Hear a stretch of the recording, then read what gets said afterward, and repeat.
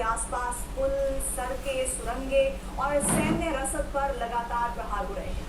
ईरानी सांसद दावा कर रहे हैं कि अमेरिका की नई रणनीति फारस की खाड़ी के द्वीपों पर कब्जा करने की है।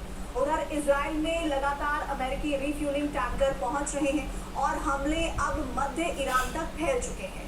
आखिर क्या है ट्रंप का मास्टर प्लान, इस एक्सक्लूसिव रिपोर्ट में देखिए।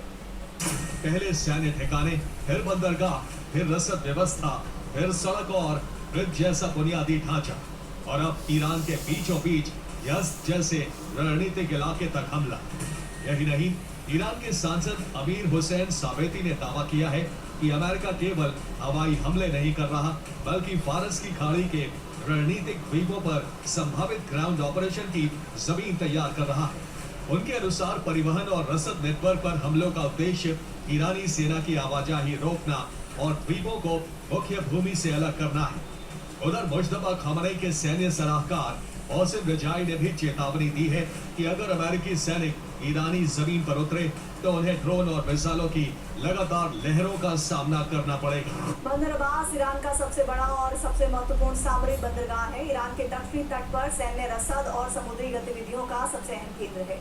ट्रंप के मास्टर प्लान के तहत इस वक्त इसी बंदर अब्बास का संपर्क काटा जा रहा है। बंदर अब्बास से जुड़ा है बंदर अब्बास सिरजान हाईवे। ये हाईवे बंदर अब्बास को मध्य और उत्तरी ईरान से जोड़ता है। ये है शाहिद मिर्जाई सुरंग। ये सुरंग बंदर अब्बास से उत्तर की ओर जाने वाले संपर्क का अहम हिस्सा है, लेकिन अमेरिकी हमले के बाद इस सुरंग को बंद कर दिया गया है। अब नजर डाल लेते हैं रुद्र खाने शूर ब्रिज पर। इस पुल को निशाना बनाए जाने के बाद इस मार्ग की आवाजाही पर बड़ा असर पड़ा और संपर्क बाधित हो गया। और अब हम आपको दिखाते हैं मिनाब रुदान ब्रिज।